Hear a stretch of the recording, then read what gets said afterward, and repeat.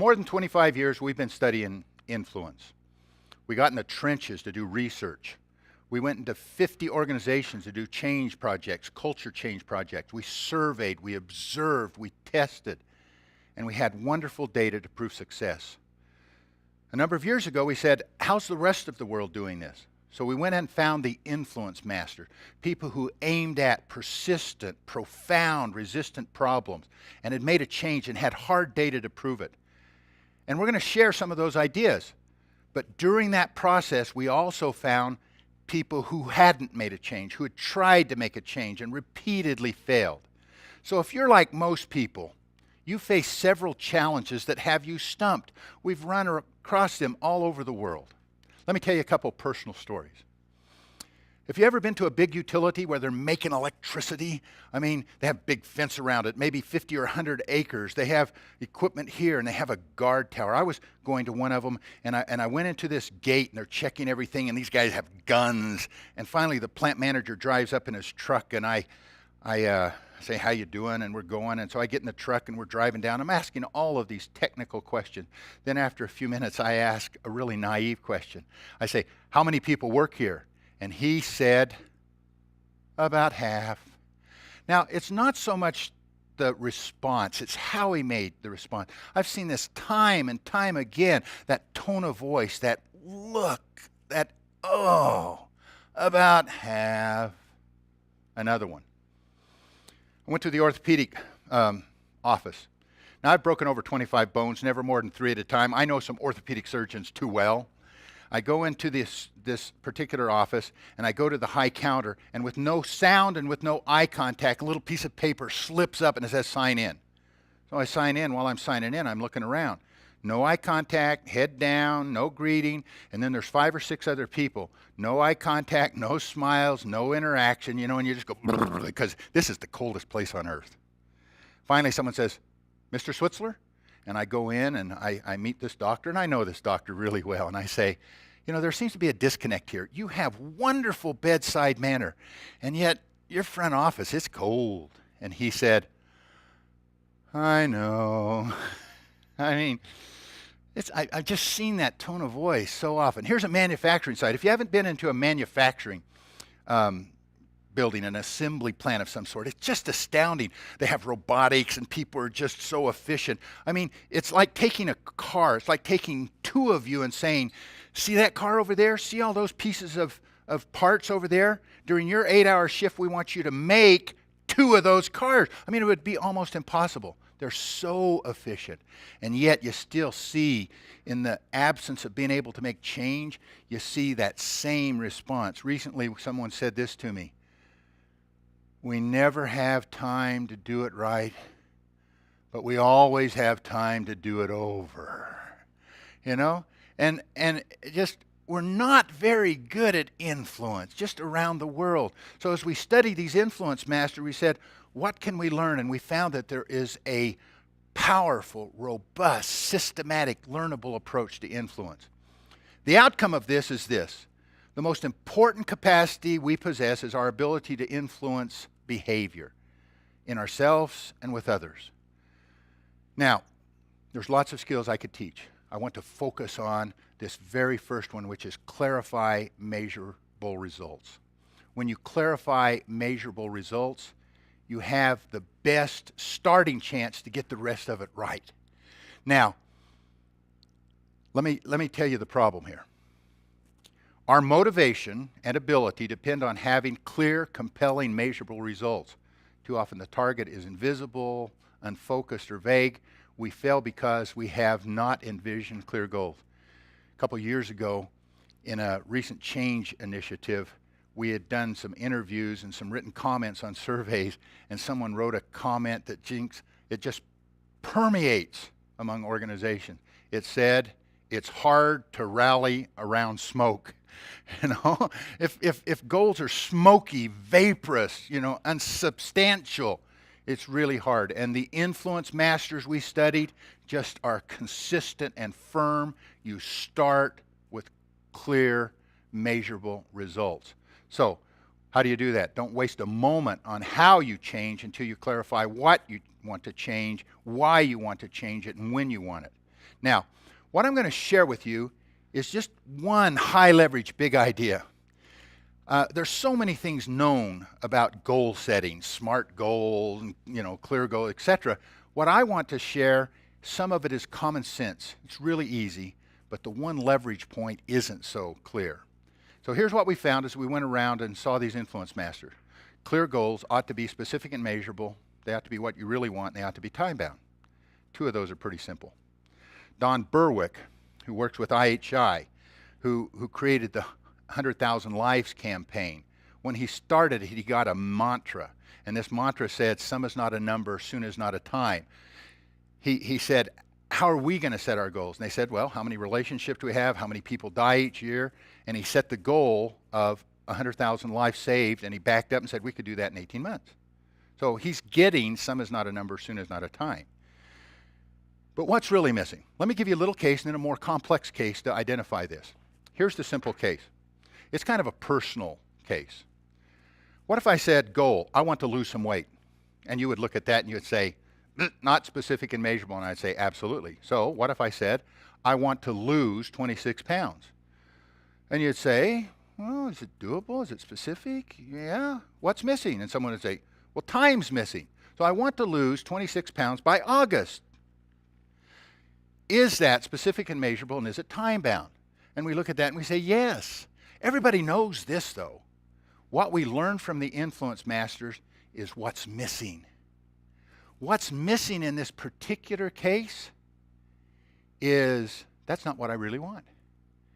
What I really want could be that I really want to lose 50 pounds or 40 pounds or 31 pounds. And so I set an intermediate goal, but I don't call it an intermediate goal.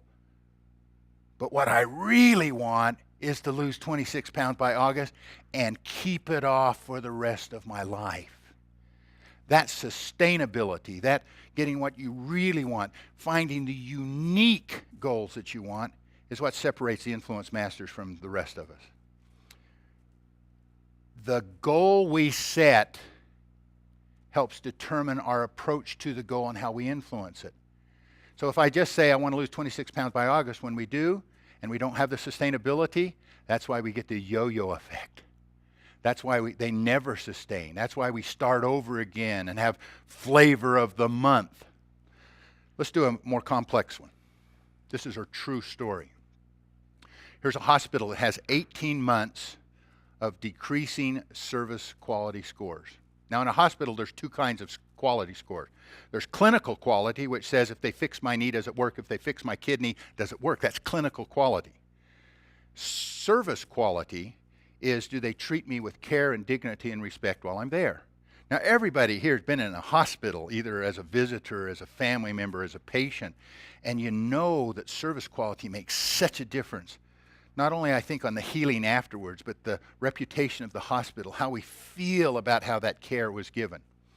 So, 18 months of decreasing service quality score, and he has several metrics. Number one, the outside marketing firm gives him a number based on interviewing and quantifying these interviews from 200 patients that came the previous month. Second one is they have corporate rankings. There's, 20, 30 hospitals in this system, and you can tell where you rank. Both of those are highly motivating to say, we need to fix this. But the thing that made the most difference on what he really wanted is he's the new CEO. He had lived in this house for just several weeks. Some guy comes over to his house, a neighbor that he doesn't know. Bang, bang, bang on the door, and he opens the door and he says, are you the new CEO of the hospital? And he says, I am. He says, let me tell you what happened. I'm sitting in that little room in that little chair by my mother. It's 11 o'clock at night. She's sleeping. She's 83 years old. At about 11 p.m., someone in scrubs with no name tag comes in, picks up the sheet and goes, oh, and drops it and leaves and never comes back. That's unacceptable. Fix it. So he gets his team together. He says, I'm highly motivated to change not only the numbers, but the service behind the numbers. And so what's he do? He sets first, clarifying a measurable goal. Now here's what he did. Increase service quality scores by 15% by year end. And you look at that and you say, is it specific and measurable? Yes. Is it time bound? Yes.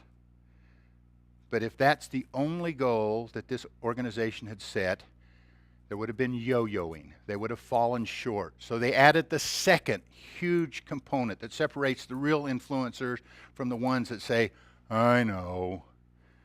Achieve best-in-class scores in 2 years and sustain them forever. The goal we set affects our approach and influence.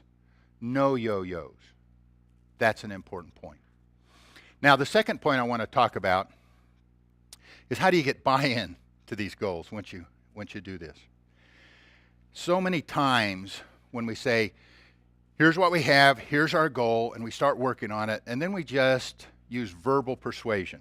We send out emails. We give little pep talks in hallways and meetings. We do one-on-ones where we say, we're not getting it, we're not getting it, we're not getting buy-in, and so we increase the volume and the frequency. You know what that's called?